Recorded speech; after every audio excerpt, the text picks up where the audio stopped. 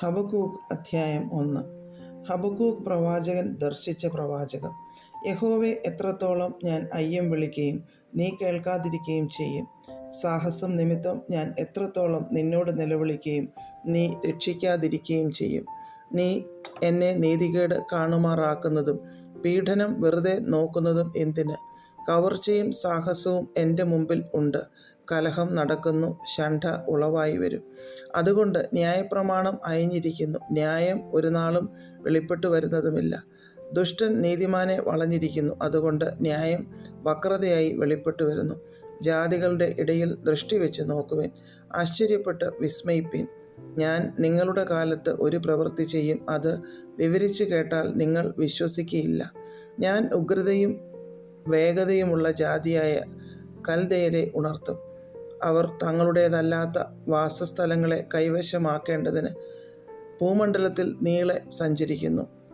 അവർ ഘോരവും ഭയങ്കരവുമായുള്ളവർ. അവരുടെ ന്യായവും ശ്രേഷ്ഠതയും അവരിൽ നിന്ന് തന്നെ പുറപ്പെടുന്നു. അവരുടെ കുതിരകൾ പുള്ളിപ്പുലികളേക്കാൾ വേഗതയും വൈകുന്നേരത്തെ ചെന്നായ്ക്കളേക്കാൾ ഉഗ്രതയുമുള്ളവ. അവരുടെ കുതിരച്ചേവകർ ഗർവിച്ചോടിക്കുന്നു. അവരുടെ കുതിരച്ചേവകർ ദൂരത്തു നിന്ന് വരുന്നു. തിന്നുവാൻ ബന്ധപ്പെടുന്ന കഴുകനെ പോലെ അവർ പറന്നു വരുന്നു. അവർ ഏവരും സംഹാരത്തിനായി വരുന്നു. അവരുടെ മുഖം മുമ്പോട്ട് ബന്ധപ്പെടുന്നു. അവർ മണൽ പോലെ ബദ്ധന്മാരെ പിടിച്ചു ചേർക്കുന്നു. അവർ രാജാക്കന്മാരെ പരിഹസിക്കുന്നു. പ്രഭുക്കന്മാർ അവർക്ക് ഹാസ്യമായിരിക്കുന്നു. അവർ ഏതു കോട്ടയെയും കുറിച്ച് ചിരിക്കുന്നു. അവർ മണ്ണ് കുന്നിച്ച് അതിനെ പിടിക്കും. അന്ന് അവൻ കാറ്റുപോലെ അടിച്ചു കടന്ന് അതിക്രമിച്ച് കുറ്റക്കാരനായി തീരും. സ്വന്തം ശക്തിയല്ലോ അവന് ദൈവം. എൻ്റെ ദൈവമായ യഹോവേ, നീ പുരാതനമേ എൻ്റെ പരിശുദ്ധനല്ലയോ? ഞങ്ങൾ മരിക്കയില്ല. യഹോവേ, നീ അവനെ ന്യായവിധിക്കായി നിയമിച്ചിരിക്കുന്നു. പാറയായുള്ളോവേ, ശിക്ഷയ്ക്കായി നീ അവനെ നിയോഗിച്ചിരിക്കുന്നു. ദോഷം കണ്ടുകൂടാതെ വണ്ണം നിർമ്മല ദൃഷ്ടിയുള്ളവനും പീഡനം കാണുവാൻ കഴിയാത്തവനുമായുള്ളോവേ, ദ്രോഹം പ്രവർത്തിക്കുന്നവരെ നീ വെറുതെ നോക്കുന്നതും ദുഷ്ടൻ തന്നിലും നീതിമാനായവനെ വിഴുങ്ങുമ്പോൾ നീ മിണ്ടാതിരിക്കുന്നതും മനുഷ്യരെ സമുദ്രത്തിലെ മത്സ്യങ്ങളെ പോലെയും അധിപതിയില്ലാത്ത ഇഴജാതികളെ പോലെയും ആക്കുന്നതും എന്ത്? അവൻ അവയെ ഒക്കെയും ചൂണ്ടൽ കൊണ്ട് പിടിച്ചെടുക്കുന്നു. അവൻ വല കൊണ്ട് അവയെ വലിച്ചെടുക്കുന്നു. കോരുവലയിൽ ചേർത്തുകൊള്ളുന്നു. അതുകൊണ്ട് അവൻ സന്തോഷിച്ചാനന്ദിക്കുന്നു. അത് ഹേതുവായി അവൻ തൻ്റെ വലയ്ക്ക് ബലി കഴിക്കുന്നു, കോരുവലയ്ക്ക് ധൂപം കാട്ടുന്നു. അവയാലല്ലോ അവൻ്റെ ഓഹരി പുഷ്ടിയുള്ളതും അവൻ്റെ ആഹാരം പൂർത്തിയുള്ളതുമായി തീരുന്നത്. അതുനിമിത്തം അവൻ തൻ്റെ വല കുടഞ്ഞു. ജാതികളെ ആദരിക്കാതെ നിത്യം കൊല്ലുവാൻ പോകുമോ? അധ്യായം 2. ഞാൻ കൊത്തളത്തിൽ നിന്ന് കാവൽ കാത്തുകൊണ്ട് അവൻ എന്നോട് എന്തരുളി ചെയ്യും എന്നും എൻ്റെ ആവലാതി സംബന്ധിച്ച് ഞാൻ എന്തുത്തരം പറയേണ്ടു എന്നും കാണേണ്ടതിന് ദൃഷ്ടി വയ്ക്കും. യഹോവ എന്നോട് ഉത്തരം അരുളിയത്, നീ ദർശനം എഴുതുക, ഓടിച്ചു വായിപ്പാൻ തക്കവണ്ണം അത് പലകയിൽ തെളിവായി വരയ്ക്കുക. ദർശനത്തിന് ഒരു അവധി വച്ചിരിക്കുന്നു, അത് സമാപ്തിയിലേക്ക് ബന്ധപ്പെടുന്നു. സമയം തെറ്റുകയുമില്ല, അത് വൈകിയാലും അതിനായി കാത്തിരിക്കാം. അത് വരും, നിശ്ചയം താമസിക്കുകയുമില്ല. അവൻ്റെ മനസ്സ് അവനിൽ അഹങ്കരിച്ചിരിക്കുന്നു, അത് നേരുള്ളതല്ല. നീതിമാനോ വിശ്വാസത്താൽ ജീവിച്ചിരിക്കും. വീഞ്ഞ് വിശ്വാസപാതകനാകുന്നു, അഹമ്പതിയുള്ള പുരുഷൻ നിലനിൽക്കുകയില്ല. അവൻ പാതാളം പോലെ വിസ്താരമായി വായി പിളർക്കുന്നു, മരണം പോലെ തൃപ്തിപ്പെടാതെയും ഇരിക്കുന്നു. അവൻ സകല ജാതികളെയും തൻ്റെ അടുക്കൽ കൂട്ടി സകല വംശങ്ങളെയും തൻ്റെ അടുക്കൽ ചേർക്കുന്നു. അവർ ഒക്കെയും അവനെക്കുറിച്ച് ഒരു സദൃശ്യവും അവനെക്കുറിച്ച് പരിഹാസമായുള്ള ഒരു പഴഞ്ചൊല്ലും ചൊല്ലി. തൻ്റേതല്ലാത്തത് വർദ്ധിപ്പിക്കുകയും എത്രത്തോളം പണയപണ്ടം ചുമന്ന് കൂട്ടുകയും ചെയ്യുന്നവന് അയ്യോ കഷ്ടം എന്ന് പറയുകയില്ലയോ?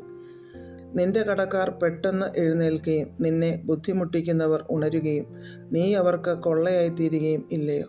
നീ പല ജാതികളോടും കവർച്ച ചെയ്തതുകൊണ്ട് ജാതികളിൽ ശേഷിപ്പുള്ളവരൊക്കെയും മനുഷ്യരുടെ രക്തം നിമിത്തവും നീ ദേശത്തോടും നഗരത്തോടും അതിൻ്റെ സകല നിവാസികളോടും ചെയ്ത സാഹസം നിമിത്തവും നിന്നോടും കവർച്ച ചെയ്യും. അനർത്ഥത്തിൽ നിന്ന് വിടുവിക്കപ്പെടുവാൻ തക്കവണ്ണം ഉയരത്തിൽ കൂടുവെക്കേണ്ടതിന് തൻ്റെ വീടിനു വേണ്ടി ദുരാദായം ആഗ്രഹിക്കുന്നവന് അയ്യോ കഷ്ടം. പല ജാതികളെയും ഛേദിച്ചു കളഞ്ഞതിനാൽ നീ നിന്റെ വീടിന് ലജ്ജ നിരൂപിച്ച് നിന്റെ സ്വന്തം പ്രാണനോട് പാപം ചെയ്തിരിക്കുന്നു. ചുവരിൽ നിന്ന് കല്ല് നിലവിളിക്കുകയും മരപ്പണിയിൽ നിന്ന് തുലാം ഉത്തരം പറയുകയും ചെയ്യുമല്ലോ. രക്തപാതകം കൊണ്ട് പട്ടണം പണിയുകയും നീതികേടുകൊണ്ട് നഗരം സ്ഥാപിക്കുകയും ചെയ്യുന്നവന് അയ്യോ കഷ്ടം. ജാതികൾ തീയ്ക്ക് ഇരയാകുവാൻ അധ്വാനിക്കുന്നതും വംശങ്ങൾ വെറുതെ തളർന്നു പോകുന്നതും സൈന്യങ്ങളുടെ യഹോവയുടെ ഹിതത്താൽ അല്ലയോ? വെള്ളം സമുദ്രത്തിൽ നിറഞ്ഞിരിക്കുന്നത് പോലെ ഭൂമി യഹോവയുടെ മഹത്വത്തിൻ്റെ പരിജ്ഞാനത്താൽ പൂർണ്ണമാകും. കൂട്ടുകാരുടെ നഗ്നത കാണേണ്ടതിന് അവർക്ക് കുടിപ്പാൻ കൊടുക്കുകയും നഞ്ച് കൂട്ടിക്കലർത്തി ലഹരി പിടിപ്പിക്കുകയും ചെയ്യുന്നവനയ്യോ കഷ്ടം. നിനക്ക് മഹത്വം കൊണ്ടല്ല ലജ്ജ കൊണ്ട് തന്നെ പൂർത്തി വന്നിരിക്കുന്നു. നീയും കുടിക്ക, നിന്റെ അഗ്രചർമ്മം അനാവൃതമാക്കുക. യഹോവയുടെ വലങ്കൈയിലെ പാനപാത്രം നിന്റെ അടുക്കൽ വരും. മഹത്വത്തിന് പകരം നിനക്ക് അവമാനം ഭവിക്കും. മനുഷ്യരുടെ രക്തവും ദേശത്തോടും നഗരത്തോടും അതിൻ്റെ സകല നിവാസികളോടും ചെയ്ത സാഹസവും ഹേതുവായി ലെബാനോനോട് ചെയ്ത ദ്രോഹവും മൃഗങ്ങളെ പേടിപ്പിച്ച സംഹാരവും നിന്നെ മൂടും. പണിക്കാരൻ ഒരു ബിംബത്തെ കൊത്തിയുണ്ടാക്കുവാൻ, അതിനാലോ പണിക്കാരൻ വ്യാജം ഉപദേശിക്കുന്ന വാർപ്പ് വിഗ്രഹത്തിൽ ആശ്രയിച്ചുകൊണ്ട് ഊമ മിഥ്യാമൂർത്തികളെ ഉണ്ടാക്കുവാൻ, അതിനാലോ എന്തു പ്രയോജനമുള്ളൂ? മരത്തോട് ഉണരുക എന്നും ഊമക്കല്ലിനോട് എഴുന്നേൽക്ക എന്നും പറയുന്നവന് അയ്യോ കഷ്ടം. അത് ഉപദേശിക്കുമോ? അത് പൊന്നും വെള്ളിയും പൊതിഞ്ഞിരിക്കുന്നു, അതിൻ്റെ ഉള്ളിൽ ശ്വാസം ഒട്ടും ഇല്ലല്ലോ. എന്നാൽ യഹോവ തൻ്റെ വിശുദ്ധ മന്ദിരത്തിലുണ്ട്, സർവ്വഭൂമിയും അവൻ്റെ സന്നിധിയിൽ മൗനമായിരിക്കട്ടെ. അധ്യായം 3. വിഭ്രമ രാഗത്തിൽ ഹബക്കൂക്ക് പ്രവാചകൻ്റെ ഒരു പ്രാർത്ഥനാ ഗീതം. യഹോവേ, ഞാൻ നിന്റെ കേൾവി കേട്ട് ഭയപ്പെട്ടുപോയി. യഹോവേ, ആണ്ടുകൾ കഴിയും മുമ്പേ നിന്റെ പ്രവൃത്തിയെ ജീവിപ്പിക്കണമേ. ആണ്ടുകൾ കഴിയും മുമ്പേ അതിനെ വെളിപ്പെടുത്തണമേ. ക്രോധത്തിങ്കൽ കരുണ ഓർക്കണമേ. ദൈവം തേമാനിൽ നിന്നും പരിശുദ്ധൻ പാറാൻ പർവ്വതത്തിൽ നിന്നും വരുന്നു. അവൻ്റെ പ്രഭ ആകാശത്തെ മൂടുന്നു. അവൻ്റെ സ്തുതിയാൽ ഭൂമി നിറഞ്ഞിരിക്കുന്നു. സൂര്യപ്രകാശം പോലെ ഒരു ശോഭ ഉളവായി വരുന്നു. കിരണങ്ങൾ അവൻ്റെ പാർശ്വത്തു നിന്ന് പുറപ്പെടുന്നു. അവിടെ അവൻ്റെ വല്ലഭത്വം മറഞ്ഞിരിക്കുന്നു. മഹാമാരി അവൻ്റെ മുമ്പിൽ നടക്കുന്നു. ജ്വരാഗ്നി അവൻ്റെ പിന്നാലെ ചെല്ലുന്നു. അവൻ നിന്ന് ഭൂമിയെ കുലുക്കുന്നു. അവൻ നോക്കി ജാതികളെ ചിതറിക്കുന്നു. ശാശ്വത പർവ്വതങ്ങൾ പിളർന്നു പോകുന്നു. പുരാതന ഗിരികൾ വണങ്ങി വീഴുന്നു. അവൻ പുരാതന പാതകളിൽ നടക്കുന്നു. ഞാൻ കുശാൻ്റെ കൂടാരങ്ങളെ അനർത്ഥത്തിൽ കാണുന്നു. മിദ്യാൻ ദേശത്തിലെ തിരശ്ശീലകൾ വിറയ്ക്കുന്നു. യഹോവ നദികളോട് നീരസപ്പെട്ടിരിക്കുന്നുവോ? നിന്റെ കോപം നദികളുടെ നേരെ വരുന്നുവോ? നീ കുതിരിപ്പുറത്തും ജയരഥത്തിലും കയറിയിരിക്കിയാൽ നിന്റെ ക്രോധം സമുദ്രത്തിൻ്റെ നേരെ ഉള്ളതോ?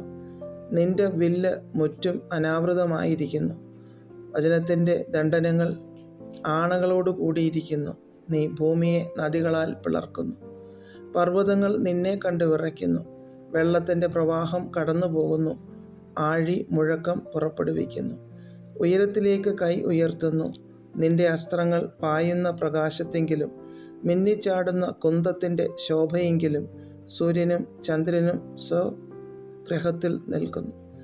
ക്രോധത്തോടെ നീ ഭൂമിയിൽ ചവിട്ടുന്നു. കോപത്തോടെ ജാതികളെ മെതിക്കുന്നു. നിന്റെ ജനത്തിൻ്റെ രക്ഷയ്ക്കായിട്ടും നിന്റെ അഭിഷിക്തൻ്റെ രക്ഷയ്ക്കായിട്ടും നീ പുറപ്പെടുന്നു.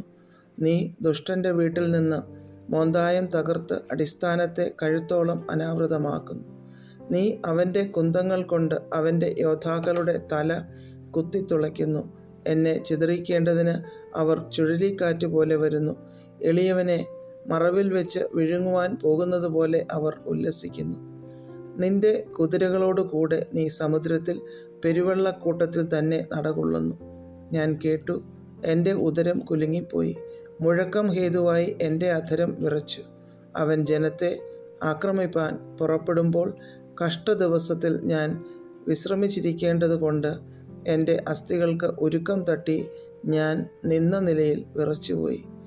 അത്തിവൃക്ഷം തളിർക്കയില്ല. മുന്തിരിവള്ളിയിൽ അനുഭവം ഉണ്ടാകയില്ല. ഒലിവ് മരത്തിൻ്റെ പ്രയത്നം നിഷ്ഫലമായി പോകും. നിലങ്ങൾ ആഹാരം വിളയിക്കയില്ല. ആട്ടിൻകൂട്ടം തൊഴുത്തിൽ നിന്ന് നശിച്ചു പോകും. ഗോശാലകളിൽ കന്നുകാലി ഉണ്ടായിരിക്കുകയില്ല. എങ്കിലും ഞാൻ യഹോവയിൽ ആനന്ദിക്കും, എൻ്റെ രക്ഷയുടെ ദൈവത്തിൽ ഘോഷിച്ചുല്ലസിക്കും. യഹോവയായ കർത്താവ് എൻ്റെ ബലമാകുന്നു. അവൻ എൻ്റെ കാൽ പേടമാൻ കാൽ പോലെ ആക്കുന്നു, ഉന്നതികളിന്മേൽ എന്നെ നടക്കുമാറാക്കുന്നു. സംഗീത പ്രമാണിക്ക് തന്ത്രി നാദത്തോടെ.